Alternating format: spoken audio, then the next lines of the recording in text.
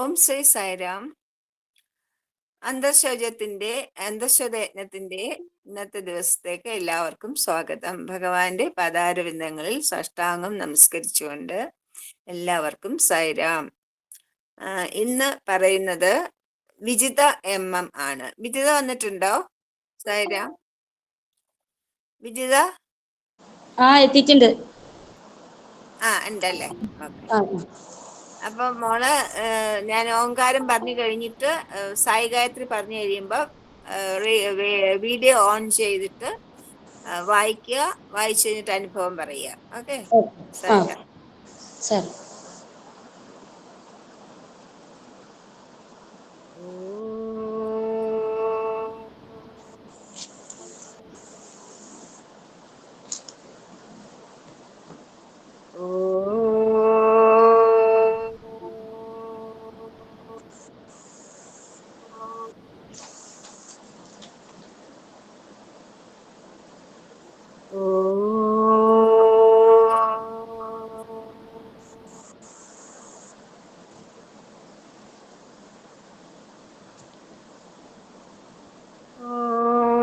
साईश्वराय विद्महे सत्यदेवाय धीमहि तन्नः सर्वः प्रचोदयात्. ॐ साईश्वराय विद्महे सत्यदेवाय धीमहि तन्नः सर्वः प्रचोदयात्. ॐ साईश्वराय विद्महे सत्यदेवाय धीमहि तन्नः सर्वः प्रचोदयात्. ॐ शान्ति शान्ति शान्तिः. വിജിത പിന്നെ ക്യാമറ ഓൺ ചെയ്തോളൂ. എന്നിട്ട് തന്നെത്താനെ ഒന്ന് പറയണം ആരാണ് എവിടുന്നാണെന്നൊക്കെ. ഓക്കെ? സായിരാം.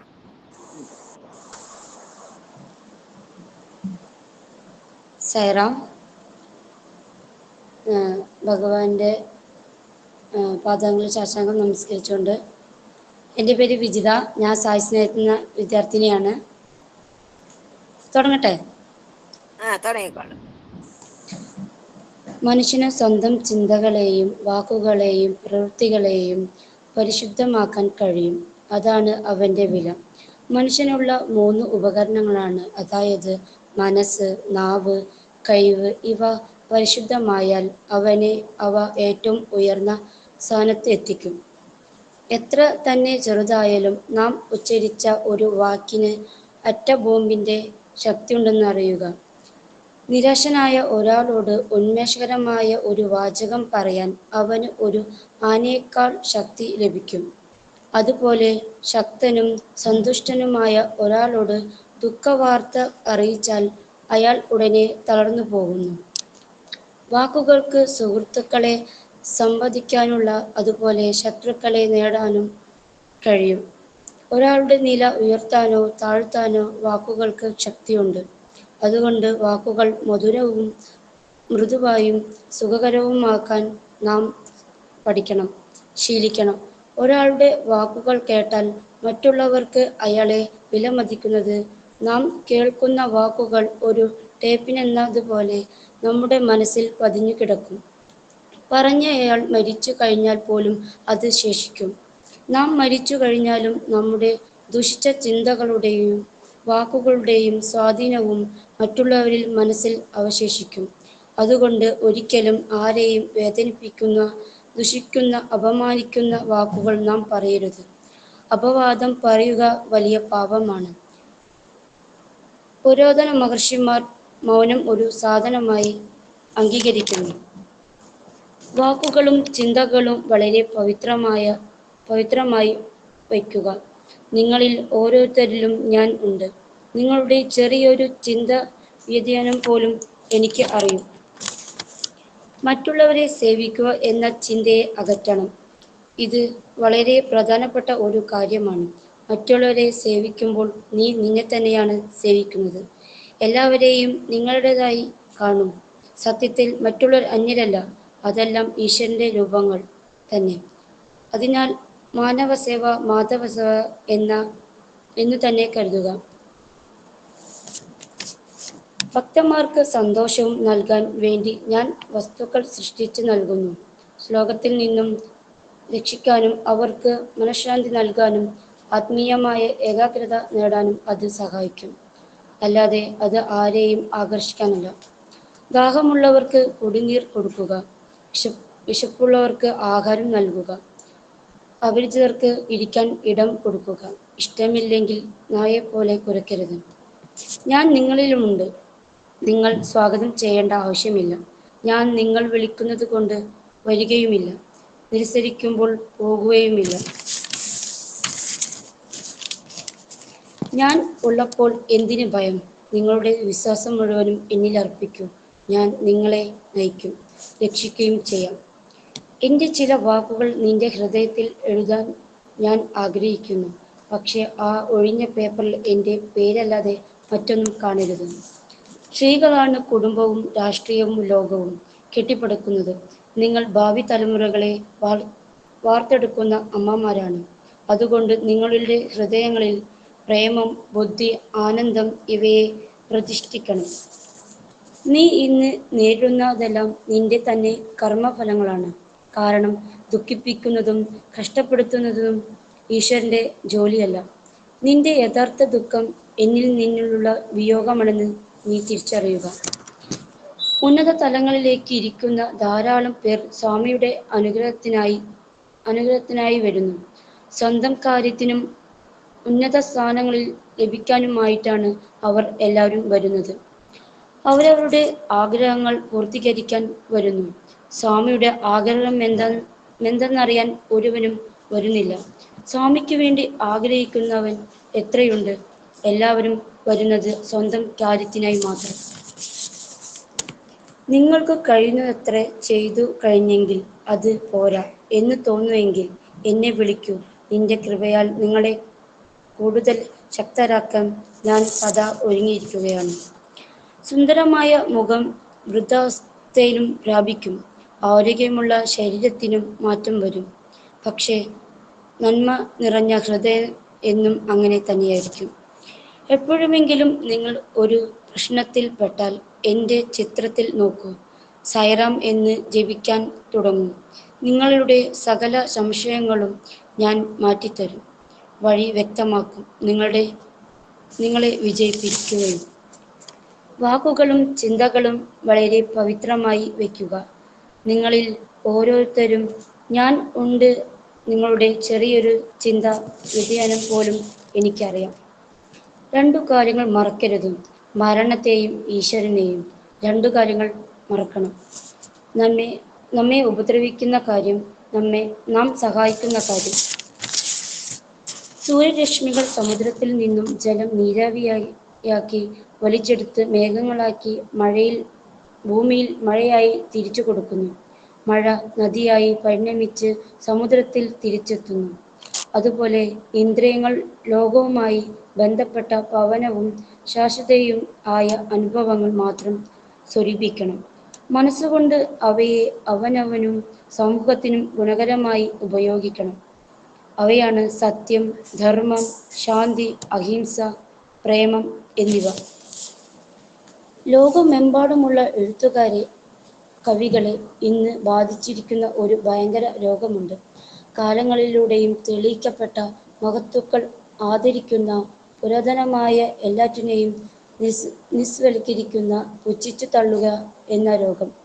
ഇന്നത്തെ നിസ്സാരമായ, ജാടയായ, ക്രൂരമായ, പരിഹാസമായ ഈ അവസ്ഥയെ എല്ലാം ആധുനികമെന്നും പുരോഗമനമെന്നും വാഴ്ത്തിപ്പെടുന്നു. ഇതാണ് ഇപ്പോഴത്തെ ലിറ്റററി ഫാഷൻ. പക്ഷേ ഇത് പുതുതലമുറയോട് ചെയ്യുന്ന ഭയങ്കര ദ്രോഹമാണ്. ഈ രീതി അവയുടെ വാസങ്ങളെയും ആദർശങ്ങളെയും നശിപ്പിക്കുന്നു. മനസ്സിനെ അവൻ്റെ യജമാനാകുമ്പോൾ ഏതൊരു ഹിംസ്രജന്തുവിനെയും അതിശയിക്കുന്ന ക്രൂരതയോടെ അത് അവൻ്റെ മേൽ ചവിട്ടി വീഴുന്നു. മനുഷ്യൻ സദ്ബുദ്ധിയെ യജമാനാക്കുമ്പോൾ അത് അവന് ജീവജാലങ്ങളുടെ പ്രഭുത്വം നൽകി ഉന്നത പദവികളിലേക്ക് എത്തിക്കുന്നു. നമ്മെ ആഗ്രഹിക്കൂ, ആനന്ദം അനുഭവിക്കൂ. തിന്മ ചെയ്താൽ ദുരന്തം അനുഭവിച്ച് നശിക്കും. ഒന്നും തന്നെ ആഗ്രഹിക്കാതിരിക്കൂ, നിങ്ങൾ നിത്യശാന്തി അനുഭവിക്കും. ഇതാണ് സത്യം. ഇത് സായിയുടെ വാക്കുകളാണ്. ചിന്തകൾക്ക് അജിത്യമായ ശക്തിയുണ്ട്. മരണശേഷവും അത് നിലനിൽക്കും. ജനിക്കുമ്പോൾ നിങ്ങളുടെ കഴുത്തിൽ പൂമാലയോ സ്വർണമാലയോ യാതൊന്നുമില്ല. പക്ഷേ നിങ്ങളുടെ കഴുത്തിൽ അദൃശ്യമായ ഒരു ഹരമുണ്ട്. പൂർണ്ണജന്മം കർമ്മങ്ങളിലൂടെ നിങ്ങളുടെ സംബന്ധിച്ച സംസ്കാരങ്ങളും കൊണ്ടും കോർത്തൊരു മാല. എനിക്ക് നിങ്ങളെ സുഖപ്പെടുത്താനും സംരക്ഷിക്കാനും എനിക്ക് എന്തിന് മരിച്ചവരെ ഉയർത്താനും കഴിയും.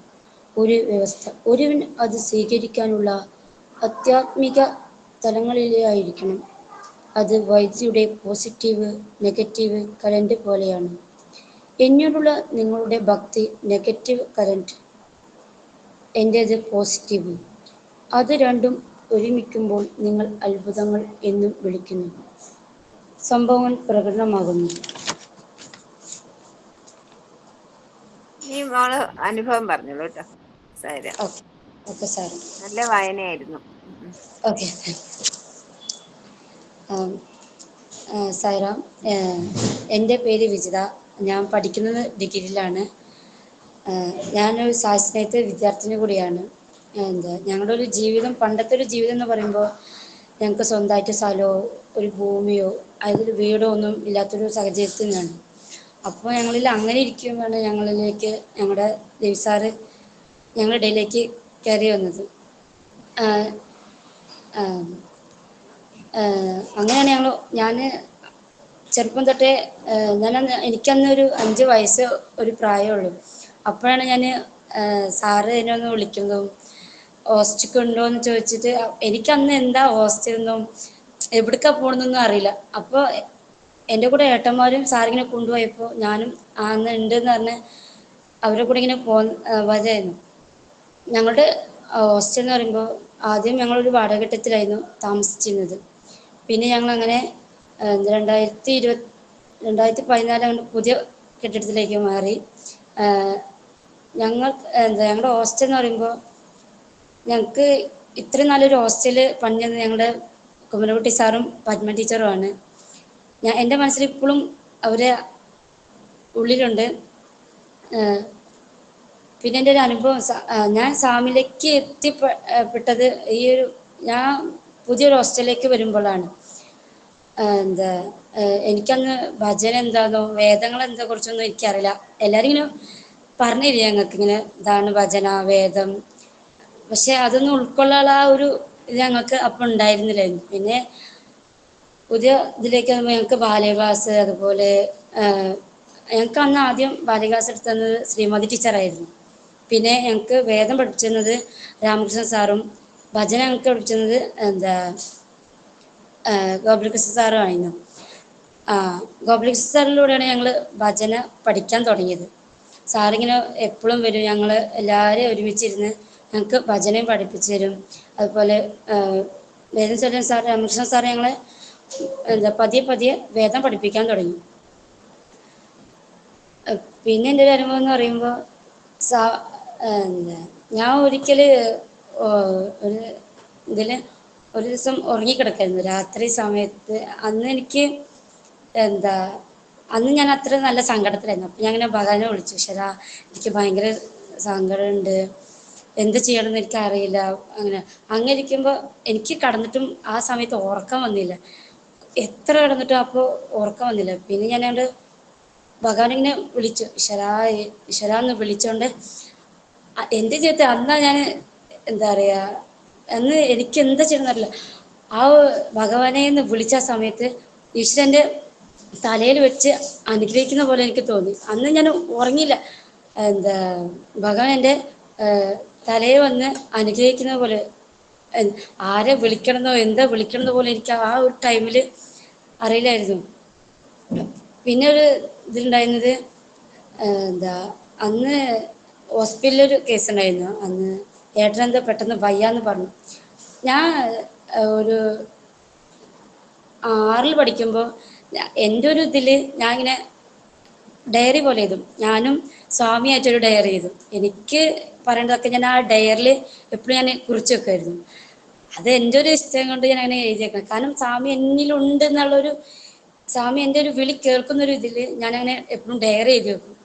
അപ്പം എനിക്ക് എപ്പോഴും സങ്കടം വരുമ്പോഴും സന്തോഷം വരുമ്പോഴും എന്തിലൊരു പ്രയാസം വരുമ്പോഴും ഞാൻ അപ്പോൾ എഴുതി വയ്ക്കും. ഈശ്വര എന്താ ഞാൻ എഴുതുകയാണ്. എന്നിട്ട് ആ ഒരു 2 ദിവസം കഴിയുമ്പോൾ തന്നെ എനിക്ക് ഇപ്പോൾ ഒരു സങ്കടത്തിൻ്റെ കാര്യത്തിൽ ഞാൻ ഇങ്ങനെ എഴുതുമ്പോൾ തന്നെ ഒരു 2 ദിവസം കഴിയുമ്പോൾ തന്നെ എൻ്റെ ആ സങ്കടം മൊത്തം എന്താ പറയുക മാറിക്കിട്ടും.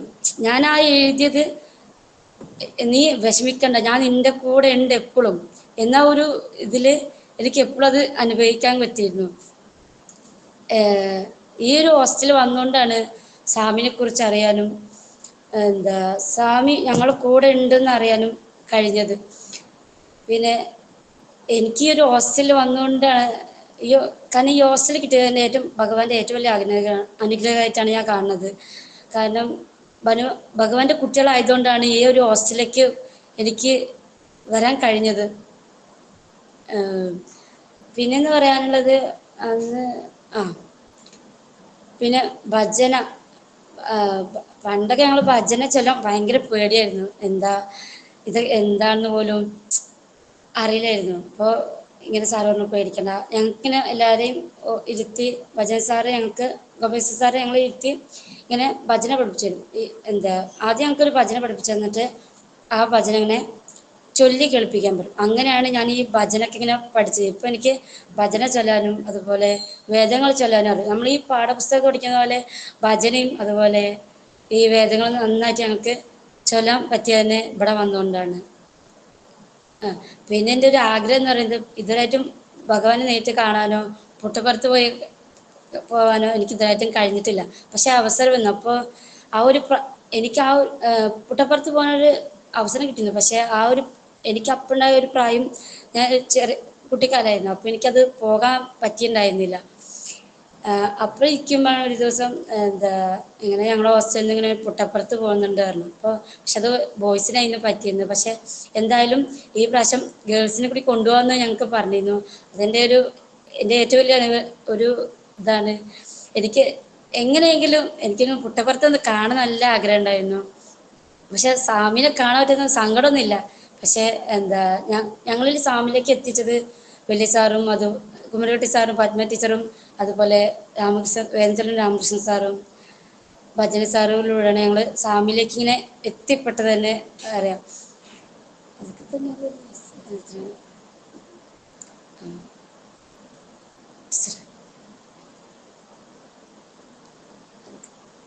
അതൊക്കെ തന്നെ സൈറാം.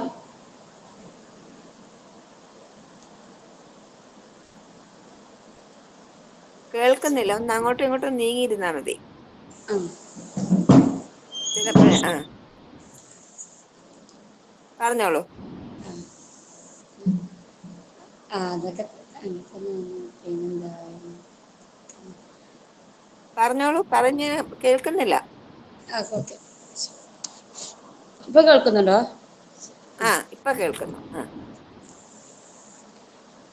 പിന്നെ ഞങ്ങൾക്ക് പിന്നെ ഞങ്ങൾ പുതിയ കെട്ടിടത്തിനോട് എനിക്കന്ന് പഴയ ഹോസ്റ്റൽ പഠിക്കുമ്പോൾ ഒരിക്കലും ഇങ്ങനെ ഞങ്ങളിങ്ങനെ ഇരിക്കുന്ന സമയത്ത് പുട്ടപ്പുറത്ത് നിന്ന് മുകുന്ദ സാറ് വന്നിരുന്നു. അപ്പം ഞാൻ വിചാരിച്ചു ഭഗവാന്റെ ആരെങ്കിലും ആവുമെന്ന് ഞാൻ അന്ന് വിചാരിച്ചിരുന്നത്. മുകുന്ദ സാറിനെ കാണാൻ പറ്റി. ഞങ്ങൾക്കിങ്ങനെ ഞാനൊരിക്കലും സ്വാമിനെ ഇതിലായിട്ട് നേരിട്ട് കണ്ടിട്ടില്ല. അന്ന് കാണാൻ പറ്റിയിട്ടുണ്ടായിരുന്നില്ല. അപ്പോൾ കാണാൻ പറ്റുമായിരിക്കും എന്ന് ഞാൻ വിശ്വസിക്കുന്നു. പക്ഷെ എൻ്റെ ഒരു ജീവിതത്തിൽ സ്വാമി എന്ന് പറയുമ്പോൾ ഞാൻ അന്ന് സ്തംഭിച്ചു പോയത് എൻ്റെ ഒരു സ്വപ്നത്തിലൂടെയാണ്. ഭഗവാൻ എൻ്റെ നേരെ, അതായത് എങ്ങോട്ട് ഓടിപ്പോണെന്ന് പോലും എനിക്ക് അങ്ങനൊരു ടൈം ഇതിൽ തോന്നിയിരുന്നു. കാരണം ഭഗവാൻ നേരിട്ട് വന്ന് അന്നെനിക്ക്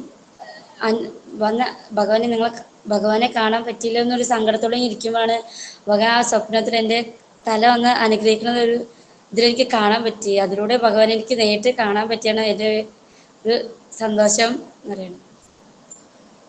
ടീച്ചറെ സായിറാം, ഞാൻ ഭജന ചൊല്ലട്ടെ മിസ്?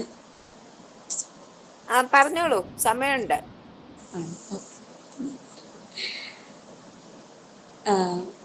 പണ്ടൊക്കെ എന്ന് പറയുമ്പോൾ, കുട്ടിക്കാലം എന്ന് പറയുമ്പോൾ ഞങ്ങളത് ഹോസ്റ്റലിൽ അടിക്കുമ്പോൾ ഞങ്ങൾക്ക് ഇവിടെ വാർഡൻ ചേച്ചിയുണ്ട്, ലീല ചേച്ചി എന്ന് ഞങ്ങൾ വിളിക്കുക. ഞങ്ങളെല്ലാവരും രാവിലെ, ഞങ്ങൾക്കന്ന് അറിയില്ലല്ലോ എന്ത് ഈ വിളക്കത്തിക്കണതെന്നും എന്താ പ്രാർത്ഥിക്കണമെന്നും ആ ടൈമിൽ ഞങ്ങൾക്ക് അറിയില്ലായിരുന്നു. പിന്നെ അങ്ങനെ ഇരിക്കുമ്പോൾ ഞങ്ങൾക്ക് പറയും രാവിലെ കുളിച്ചിട്ട് വേണം എപ്പോഴും പ്രാർത്ഥന ചെല്ലാൻ. എപ്പോഴും രാവിലെ എണീച്ച് ആദ്യം നമ്മളെ കുളിച്ച് വൃത്തിയായി കരാഗ്രയെ ചൊല്ലിയിട്ട് വേണം എപ്പോഴും നീക്കാൻ. അങ്ങനെ ഞങ്ങൾക്ക് നീച്ചു. അങ്ങനെ കുളിച്ച് ഫ്രഷായി ഞങ്ങളെ തന്നെ കൊണ്ട് വിളക്കത്തിപ്പി. ഇങ്ങനെയാണ് വിളക്കത്തിക്കേണ്ടതും ഇങ്ങനെയാണ് നടക്കുന്നത്. ഞങ്ങൾ അങ്ങനെ ഒരു ചിട്ടയായൊരു രീതിയിൽ ഞങ്ങൾ അങ്ങനെ കൊണ്ടുവന്നു. അങ്ങനെ ഒരു രീതിയിൽ ഞങ്ങളെ കൊണ്ടുവന്നു. ഞങ്ങളിപ്പോൾ അങ്ങനെയാണ് ഈ ഒരു ഹോസ്റ്റലിൽ വന്നുകൊണ്ടാണ് ഇങ്ങനൊരു ചിട്ട ആയ ഒരു രീതിയിൽ ഞങ്ങൾക്ക് പോകാൻ കഴിഞ്ഞതും. അതുപോലെ ആ പണ്ടത്തെ ഒരു സാഹചര്യത്തിൽ ഞങ്ങൾ എത്രയോ മാറപ്പെട്ടിട്ടുണ്ട്. അതായത് രാവിലെ എണീച്ച് കുളിച്ച് വിളക്കത്തിക്കാനും ഭജന ചൊല്ലാനും അതുപോലെ വേദങ്ങൾ ചൊല്ലാനും ഒക്കെ കഴിഞ്ഞത് തന്നെ. പിന്നെ ഞങ്ങൾക്ക് ഇടയ്ക്കിടയ്ക്ക് ഈ ശനി ഞായർ ടൈമിൽ ഞങ്ങൾക്ക് ശ്രീമതി ടീച്ചർ അതേപോലെ കമല ടീച്ചറും ഞങ്ങൾക്ക് ബാല്യ ക്ലാസ് എടുക്കാൻ വരും. അപ്പോൾ ഞങ്ങൾക്ക് വിജയൻ സാറും കൂടി ഞങ്ങൾക്ക് ഇടയ്ക്ക് ഇങ്ങനെ ബാല്യ ക്ലാസ് എടുക്കാൻ വരും. അതിലൂടെ സ്വാമിൻ്റെ ഒരുപാട് കഥ കേൾക്കാൻ പറ്റി. അതുപോലെ സായേട്ടം ഞങ്ങൾക്ക് ഒരുപാട് കഥ, സ്വാമിനെ കുറിച്ച് ഒരുപാട് കഥകൾ ഞങ്ങൾ എന്താ പറയുക, ഒരു നിശബ്ദയായി ഞങ്ങളിങ്ങനെ സ്വാമിൻ്റെ ഇങ്ങനെ കേൾക്കുമ്പോൾ ഞങ്ങൾ അതിലേക്ക് ഇങ്ങനെ ഒഴിഞ്ഞിറങ്ങി പോണ പോലെയാണ് ഞങ്ങൾക്ക് എപ്പോഴും അനുഭവപ്പെടാറുള്ളത്. അങ്ങനെയാണ് ഭഗവാനിലേക്ക് എത്തിപ്പെട്ടത് തന്നെ ഇവിടെ വന്നുകൊണ്ട് മാത്രമാണ്. അല്ലെങ്കിൽ ഇതൊന്നും ഞങ്ങളൊന്നും അറിയില്ലായിരുന്നു. ശരി മോളെ, എന്നാ സാരം കഴിഞ്ഞോ? സാരം നീ ഇപ്പോ ഭഗവാന്റെ പ്രസന്റേഷൻ കഴിഞ്ഞിട്ട് ഭഗവാന്റെ ഒരു പ്രഭാഷണം ഉണ്ടാവും, അത് കഴിഞ്ഞിട്ട് ഭജന പാടണം. അപ്പൊ വീഡിയോ കാണിച്ചോളൂ.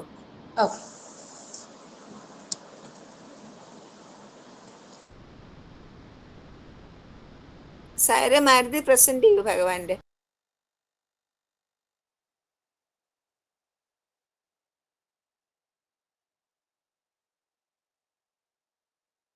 मैं हरे राम पांडे 35 बेटियों का पिता।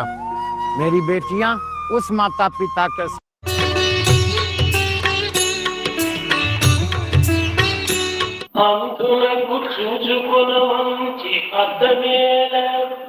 చెవిటి వాణికి సంగీత స్మరణయేల నుడు తప్పిన వానికి నోరు ఏల నీతి లేనట్టి వానికి నియమమేలా నీతి లేనట్టి వానికి నియమమేల అందునకు చూచుకొన మంచి అర్థమేలా అందునకు చూచుకొన మంచి అర్థమేలా. Where is the need for a mirror for a blind person? Good mirror. Where is the need for a good mirror for a blind person? Similarly, where is the need for listening to excellent music for a deaf person? For a deaf person, what is the use of having a mouth which cannot be used for speaking?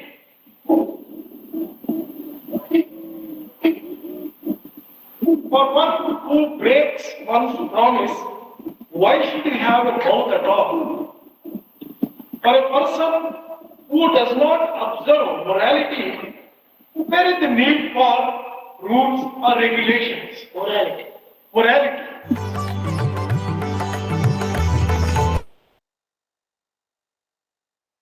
ഭജന പാടിക്കോളൂ. Video നോക്കണോ?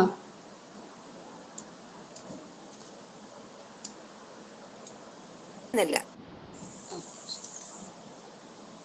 മഹാദേവാ മഹേശ്വര സായി നാരായണ. മഹാദേവാ മഹേശ്വര സായി നാരായണ. നടനാഗര ദുഃഖഭഞ്ജന സായി നാരായണ. നടനാഗര ദുഃഖഭഞ്ജന സായി നാരായണ. കരുണാകര അഖിലേശ്വര സായി നാരായണ. കരുണാകര അഖിലേശ്വര സായി നാരായണ. അല്ലാഹ് തും മഹാവീർ യേശു സായി നാരായണ. അല്ലാഹ് തും മഹാവീർ യേശു സായി നാരായണ.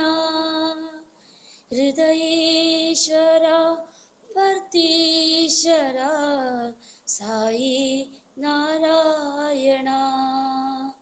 ഹൃദയേശ്വര പർത്തീശ്വര സായി നാരായണ. മഹാദേവാ മഹേശ്വര സായി നാരായണ. നടനാഗര ദുഃഖഭഞ്ജന സായി നാരായണ. കരുണാകര അഖിലേശ്വര സായി നാരായണ.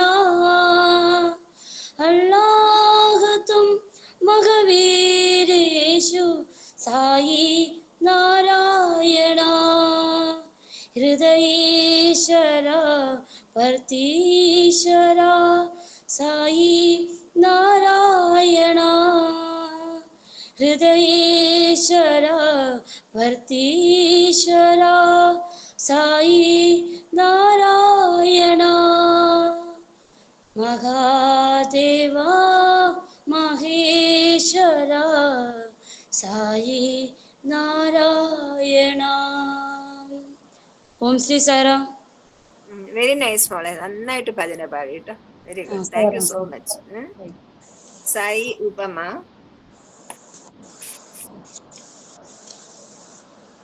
ടിക്കറ്റുകൾ വാങ്ങി തയ്യാറായിരിക്കുന്ന യാത്രക്കാരെ കൊണ്ടുപോകുന്നതിന് ഒരു വിമാനത്തിന് വിമാനത്താവളത്തിൽ ഇറങ്ങേണ്ടതുണ്ട്. അതുപോലെ മുക്തി നേടുവാനുള്ള അധികാരം നേടിയ സാധകരെ രക്ഷിക്കുന്നതിനു വേണ്ടി ഈശ്വരന് താഴേക്ക് ഇറങ്ങി വരേണ്ടതുണ്ട്, അതായത് അവതരിക്കേണ്ടതുണ്ട്. അപ്പോൾ സന്ദർഭവശാൽ മറ്റുള്ളവരും ഈശ്വരനെ പറ്റി അറിയുകയും അവിടുത്തെ അനുഗ്രഹത്തെയും അത് നേടേണ്ട വിധത്തെയും പറ്റി ആനന്ദത്തെയും കുറിച്ച് മനസ്സിലാക്കുകയും ചെയ്യുന്നു. ഇന്നും വിമാനത്തെയും വിമാനയാത്രയെയും കുറിച്ച് അറിയാത്ത ആളുകൾ ഉണ്ട്. അതുപോലെ രക്ഷകനായി വരുന്ന ഈശ്വരാവതാരത്തെ നിന്ദിക്കുന്നവരും ഇന്ന് ഉണ്ട്. ജയ സായിരാം. നാളെ വായിക്കുന്നത് ശ്രീമതി ശുഭാരജിത്താണ്. സമസ്തലോകാ സുഖിനോ ഭവന്തു. സമസ്തലോകാ സുഖിനോ ഭവന്തു. സമസ്തലോകാ സുഖിനോ ഭവന്തു.